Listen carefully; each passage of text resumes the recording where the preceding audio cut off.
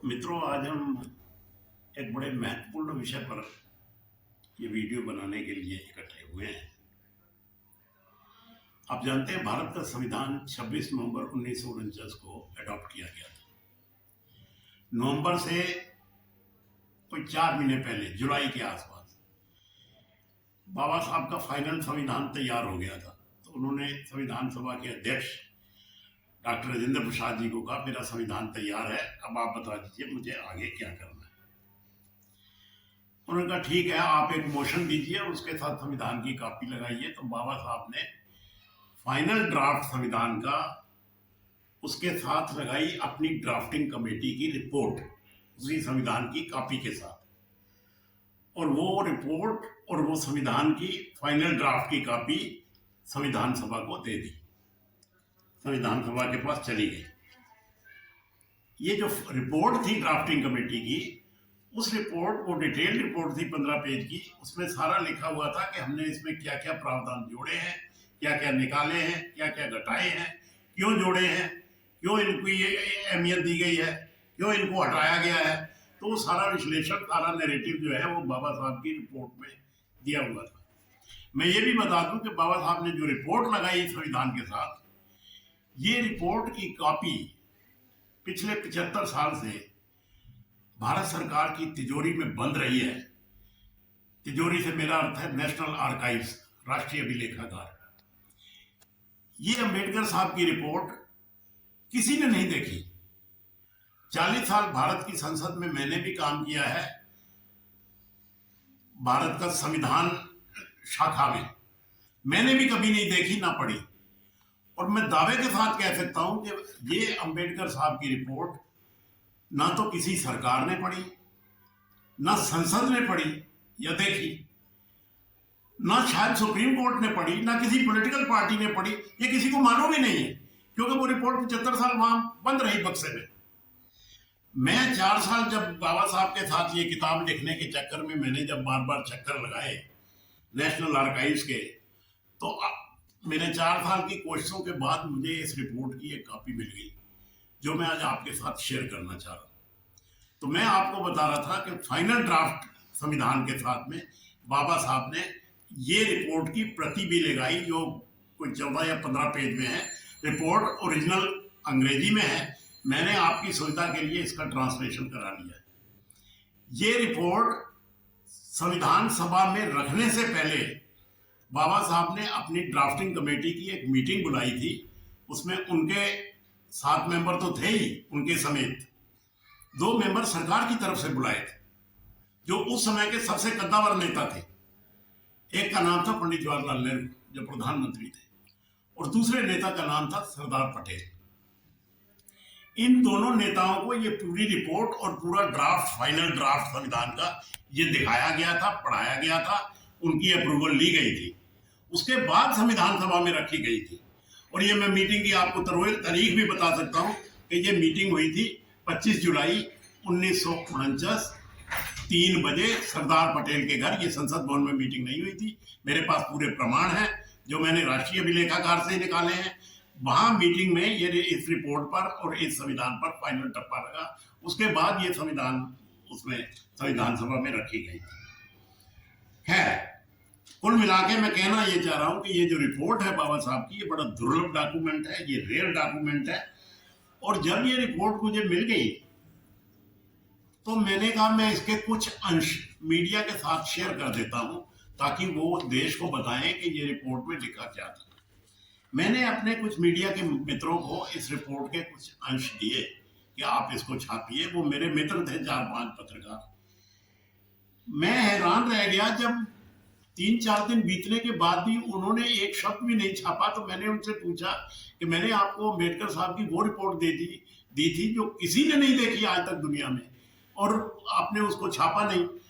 तो उनका जवाब सुनकर मैं हैरान रह गया। उन्होंने कहा, साहब हमें आदेश ये दिया गया है कि डॉक्टर अम्बेडकर का कोई भी कागज, कोई भी पत्र इस तरह का अगर हो तो वो ना छापा जाए। मैं क्या वजह? उन्होंने कहा, जी ये हम नहीं बता सकते। या तो वो मीडिया हाउस डर गया, या वो लालच में आ गया, या खरीदा गया, ये मुझे नहीं मालूम। कुल मिला के बाबा साहब की वो रिपोर्ट किसी अखबार ने किसी समाचार पत्र ने, किसी चैनल ने नहीं चलाई। ये रिपोर्ट इस देश की धरोहर है।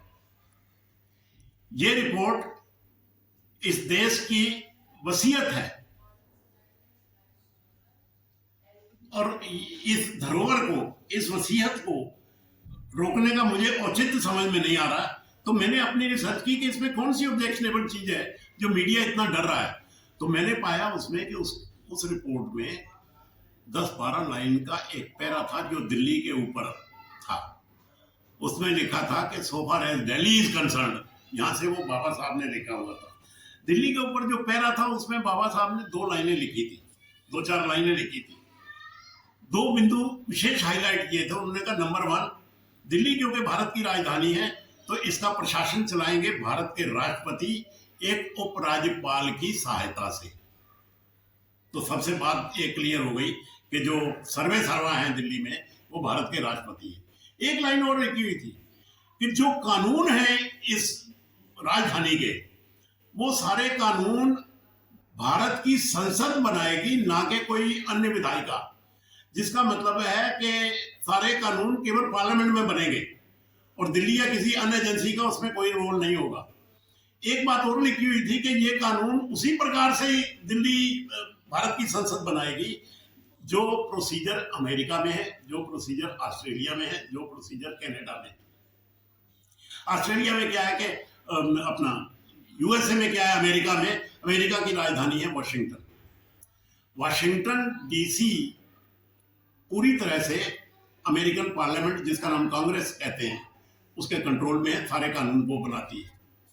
ऑस्ट्रेलिया की राजधानी है कैनबरा, उसके सारे कानून वहां की संसद ऑस्ट्रेलियन पार्लियामेंट बनाती है। कनाडा की राजधानी है ओटावा, ओटावा के सारे कानून वहां की संसद बनाती है। तो बाबा साहब ने इनको, नेहरू जी और पटेल को विश्वास में लेके ये कहा कि दिल्ली के सारे कानून संसद में बनेंगे। मैंने फिर शोध किया तो मैंने पाया कि यस, दिल्ली का हर कानून भारत की संसद बनाती है। कैसे? एमसीडी एक्ट किसने बनाया? पार्लियामेंट ने। डीडीए एक्ट किसने बनाया? संसद ने। एनडीएमसी एक्ट संसद ने। Government of national capital territory of Delhi act, जिसको आप राष्ट्रीय राजधानी क्षेत्र शासन अधिनियम कहते हैं हिंदी में, किसने बनाया? संसद ने। अभी पिछले साल 3 एमसीडी का यूनिफिकेशन हुआ, वो कानून किसने बनाया? अमित शाह जी संसद में बिल लेके आए, पार्लियामेंट ने बनाया। तो जब दिल्ली के बारे में सारे कानून भारत की संसद ही बनाएगी तो ये इस विधानसभा का औचित्य क्या है? तो मुझे बात समझ में आ गई कि रिपोर्ट क्यों ब्लॉक की गई। कि अगर ये पता लग जाएगा कि संसद ने ही सारे कानून बनाने हैं तो विधानसभा की आवश्यकता नहीं है, और विधानसभा की अगर आवश्यकता नहीं है तो विधायकों की आवश्यकता नहीं है, मंत्रियों की आवश्यकता नहीं है, मुख्यमंत्री की आवश्यकता नहीं है, और अलग से एक लोकल सरकार की आवश्यकता नहीं है। तो ये वो पेज था जिसकी वजह से कुछ लोगों को प्रॉब्लम हुई और उन्होंने या मीडिया को धमकाया, खरीदा, ललचाया। मैं कुछ टिप्पणी नहीं करूंगा, लेकिन बाबा साहब की रिपोर्ट रोक दी गई।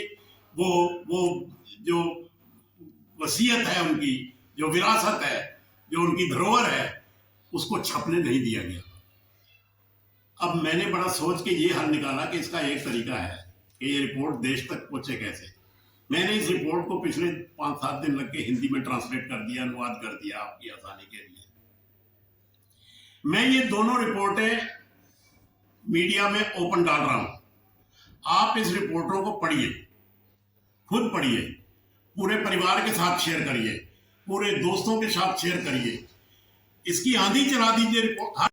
आप जानते हैं 14 अप्रैल को बाबा साहब की जयंती है, उनका जन्मदिन है। 14 अप्रैल तक इस वीडियो को, इस रिपोर्ट को आप पूरे भारत में फैला दीजिए। जो बाबा साहब के नाम से संस्थाएं गठित हैं, स्कूल हैं, कॉलेजेस हैं, लॉ इंस्टीट्यूट्स हैं, हायर टेक्निकल एजुकेशनल इंस्टीट्यूशन हैं, वो सभी इसको शेयर करें। जो बच्चे परीक्षाएं दे रहे हैं, प्रतियोगिताएं दे रहे हैं, चाहे वो क्लर्क ग्रेड की दे रहे हों या आईएएस की दे रहे हों, वो इस रिपोर्ट को पढ़ें, शेयर करें, उन्हें बहुत नंबर मिलेंगे। इसमें इतना मसाला है रिपोर्ट में, और आपकी बहुत ज्ञान की वृद्धि होगी। तो मैं आपसे सिर्फ हाँ, ये एक्नॉलेज करिए कि ये रिपोर्ट राष्ट्रीय अभिलेखागार की है, ये मेरी रिपोर्ट नहीं है। ये संपत्ति अब राष्ट्रीय अभिलेखागार की है, जिसका मतलब है कि ये संपत्ति अब भारत सरकार की है।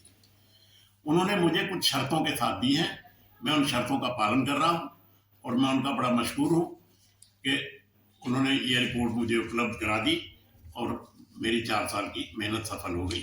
Thank you very much.